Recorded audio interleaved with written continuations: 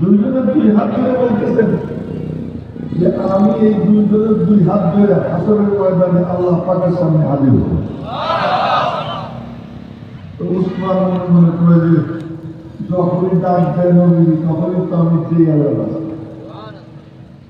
এমন দেওয়া দেয় অমুকের যুদ্ধের সময় 300 উট দিছে আর নগদ 1000 দিনার দিছে। আর নবীজি ওই 1000 দিনার নাইলে কেটে দেখতেছে না, খুশিতে বারবার বলতেছেন আজকে পরে উসমান যা করে কেউ কিছু আসে যায় না, সে জান্নাতে চলে গেছে। এমন দাতা হল উসমান মনে কয় তোমরা দুজন তো শ্বশুর, আমি তো 2 মাইনের জামাই, আমার কথা তো কিচ্ছু বলে না। নবীজি বললেন লিকুল্লি নাবিয়্যিন রাফীকুন ফিল জান্নাহ ওয়া রাফীকি ফিহা উসমান ইবনে আফফান। সব নবীর জান্নাতে একজন বিশেষ বন্ধু থাকবে, আমার বিশেষ বন্ধুর নাম হল উসমান। হযরত আলী মাথা চুলকে নাকি চুলকে আমি আমার কথা বলছি। উনি মনে মনে বলতেছেন যে আমি নবীজির কোলেই বড় হয়েছি, নবীজির কোলে কিছু বড় হয়েছে, নবীজির কোলে বড় হয় না। আর কোথাও গেলাম না, 8 বছর বয়সে মুসলমান হইলাম, নবীজির সাথেই নামাজ পড়তাম। ওই দাদাটা কয়েকটি যে খাদিজাতুল কুবরা নামাজ পড়েন। আচ্ছা বলেন তো, হযরত আলী 8 বছর বয়সে মুসলমান হয়ে নবীজির সঙ্গে নামাজ পড়লেন। প্রথম থেকে বিরক্ত নামাজ পড়ছেন, প্রথম থেকে বিরক্ত নামাজ পড়ছেন। তো মা খাদিজাতুল কুবরা প্রথম মুসলমান। বলেন না আল্লাহু আকবার। আমাদের মা খাদিজাতুল কুবরা সর্বপ্রথম মুসলমান। নবীজি ঘরে গিয়ে বলছেন এত বিশাল দায়িত্ব আল্লাহ আমারে দিচ্ছেন, এই দায়িত্ব কেমনে পালন করবো, কে আমার কথা শুনবে? মা জিজ্ঞেস করলেন কি হুকুম হয়েছে? হুকুম হয়েছে দ্বীনের দাওয়াত দেওয়া, তাওহীদের দাওয়াত দেওয়া, যেন সবাই কুফর ছাইড়া শিরিক ছাইড়া যেন এক আল্লাহর ইবাদত করে। ওমা উমিরু ইল্লা লিয়াবুদুল্লাহ মুখলিসিনা লাহুদ্দিন, এক আল্লাহর জন্য ইবাদত করে, এই দায়িত্ব আমাকে দেওয়া হয়েছে, আমার কথা শুনবে কে? মা বললেন মুরব্বী মোবাইল পকেটে রাখেন। তো মুসলিমা হলো খালিদুল কুবরা।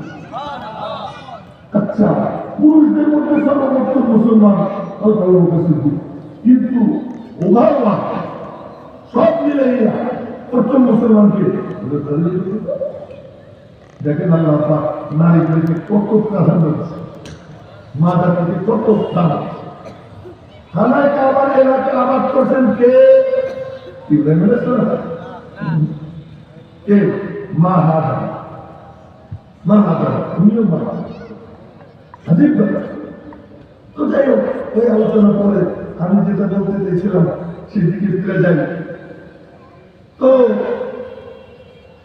নবীজি হযরত আলী উনি নামাজ পড়তেন, সেই 8 বছর বয়সে মুসলমান হয়ে। তো উনি নামাজ পড়তেন নবুয়তের শুরু থেকে, নবীর সাথে সাথে উনি নামাজ পড়তেন, আলী নামাজ পড়তেন, আর খাদিজা নামাজ পড়তেন।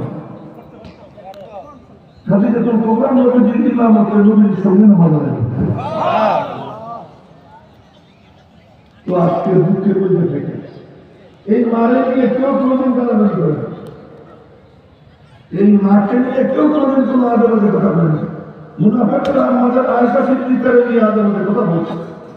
ওই আদালতে কথা বলার কারণে নবীজি খুব প্রেসার হয়ে গেছেন। 30 দিন একটানা নবীজির কাছে কোনো মেসেজ আসে না, নবীজি আয়েশার নাম পর্যন্ত মুখে উচ্চারণ করেননি। এত কষ্ট নবীজির উপর দিয়ে যাইতেছে।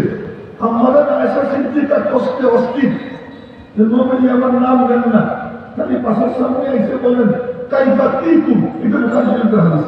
কাইফা তিকুম, তোমাদের ওই বেটিটা কেমন আছে, তোমাদের সেই বেটিটা কেমন আছে? নবীজি আমার নাম নেন না, মনে মনে খুব কি লাগে। তা আমি ব্যাপারটি জানার জন্য নবীজিকে বললাম আমার একটু ছুটি দেন, বাসায় যাবে। নবীজি বললেন যাওয়া। তো বাড়িতে গিয়ে মায়ের বললাম মা কি হয়েছে? তো মা বলে কি এই তুমি একটু সবর করতো, এ নিয়ে টেনশন করিস না, যার অনেক সতীন থাকে এখানে এরকম কিছু ঘটে, টেনশন করিস। বাপকে জিজ্ঞেস করতে, আব্বা কি? বাপে কয় কি? মা কি সবর করো? আসল ঘটনা আয়সা কখনো জানে না। একটু কোনোরকম মানে সুস্থতার দিকে যাইতেছেন, এমন সময় বাথরুমে গেছে, বাথরুমে নিয়ে গেছে বুড়ি। এই বুড়িও মিস্টার মা হযরত আবু বকর সিদ্দিক রাদিয়াল্লাহু তাআলা আনহুর আত্মীয়া সম্পর্কে। তো বাথরুমের থেকে ফেরার পথে ওই বুড়ি আশা খেয়ে পড়ে যায়, আর পরে আর কাইসা মিস্টার ধ্বংস নিজের ছেলেকে বদুয়া দেয়। একবার, দুইবার, তিনবারের পরে আমাদের আয়সা সিদ্দিকা বলে বুড়ি বড় হয়েছে বদলি সাহাবার বদুয়া দাও কায়হান্তা এই আহম্মক বুড়ি বেটি, আহম্মক মাইয়া, কি জানিস তোর ব্যাপারে কি বলছে? কি বলছে? এই তখন আয়সা সিদ্দিকা জানলো যে তার চরিত্র নিয়ে মনে হয় এটা নাকি। আয়সা সিদ্দিকা রাদিয়াল্লাহু তাআলা আল্লাহর কাছে দোয়া করা শুরু করছেন, কান্না শুরু করছেন। একটানা 2 রাত 2 দিন ওনার চোখে একটু ঘুম আসে না, অনবরত কাঁদছে। এই কাঁদার পরে নবীজি ওনার বাড়িতে গিয়ে ঢুকছে। এখানে আমার ওটার বসা, ওখানে ওনার মা বসা, এখানে নবীজি বসা। এই চৌকিতে আমাদের আয়সা সিদ্দিকা শোয়া। নবীজি বলতেছেন, আয়সা তোমার ব্যাপারে কিছু কথা কানে আসছে, যদি তুমি মানে পবিত্র হয়ে থাকো আল্লাহ তোমাদের পবিত্র ঘোষণা করবেন। আর যদি কিছু করে থাকো একটু যদি কিছু ঘটে থাকে আল্লাহর কাছে ইস্তেগফার করো এবং তওবা করো। যে তওবা করে আল্লাহ তার তওবা কবুল করে। আয়েশা সিদ্দিকা কয়, এবার আমার চোখের পানি শুকিয়ে গেল। আমি লাফ দিয়ে উঠলাম, উঠে বললাম, মা উত্তর দাও, তোমার জামাইয়ের কথা উত্তর দাও। মা কয়ে যে আমি জানি না কি বলবো। আব্বারে বললাম, আব্বা উত্তর দেন। আব্বা বলে আমি জানি না আমি কি বলবো। পরে আমি বললাম, আমার তো কোরআন শরীফ বেশি জানি না, অল্প স্বল্প জানি।